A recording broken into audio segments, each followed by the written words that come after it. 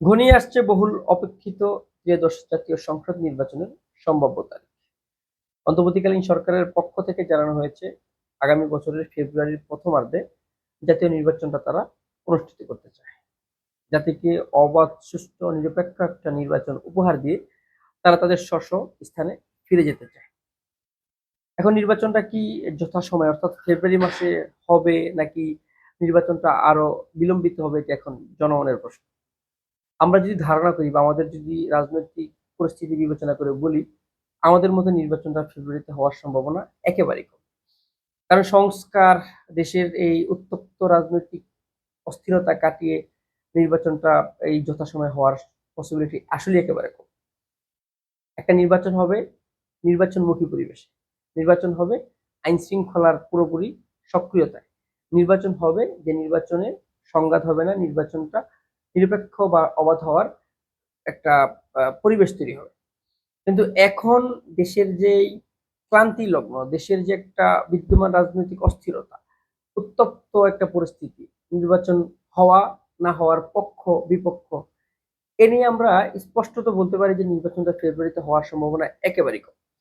আমরা হয়তো আগামী ২ মাস পরে এমনও ঘটনা দেখতে পারি যে দুপক্ষ নির্বাচনের পক্ষে আর বিপক্ষে আন্দোলন করবে। আন্দোলনটা এমন হবে, একটা পক্ষ, আংশিক পক্ষ, যে তারা নির্বাচনটা যথাসময়ে দেওয়ার সরকারকে চাপ প্রয়োগ করবে। আবার ছোটখাটো বড় কয়েকটা দল মিলে নির্বাচন না হওয়ার জন্য, নির্বাচনটা দেরিতে বা বিলম্বিত করার জন্য আন্দোলন করার একটা সম্ভাবনা আছে। সেক্ষেত্রে আমরা বলতে পারি নির্বাচন যে যথাসময়ে ফেব্রুয়ারিতে হবার কথা, সেটার পসিবিলিটি একেবারেই কম।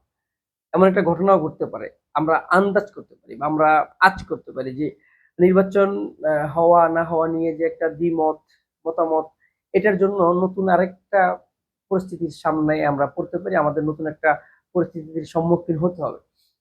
এটা হলে আমাদের দেশের রাজনৈতিক অস্থিরতা এবং দেশের যে সার্বিক পরিস্থিতি, সেটা আরো বিঘ্ন হবে, দেশের সার্বিক পরিস্থিতিতে আরো ক্লান্তির দিকে যাবে এবং আমরা একটা ভঙ্গুর অবস্থায় আবার ফিরে যাব।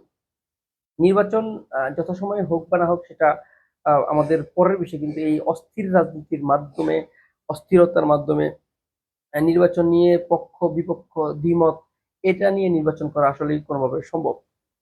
সরকার হয়তো তাদের এই নির্বাচন দিয়ে দায় সারা একটা নির্বাচন দিতে পারবে।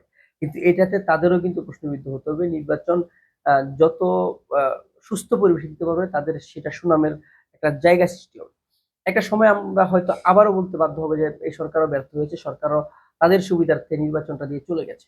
আর নির্বাচন দেওয়ার জন্য আমরাও চাই যথাসময়ে নির্বাচনটা হোক, কিন্তু নির্বাচনের জন্য যে পরিবেশটা হবার কথা, নির্বাচনমুখী যে একটা আমেজ কিংবা দেশের যে একটা অস্থিরতা, সেটা স্থিতিশীল অবস্থায় নিতে না পারলে নির্বাচনটা কোনোভাবেই হওয়ার সম্ভাবনা আমরা দেখছি না। তো অনতিবিলম্বে আমরা এতটুকু ধারণা করতে পারি বা আমরা বলতে পারি যে নির্বাচনটা যথাসময়ে হওয়ার সম্ভাবনা একেবারেই কম।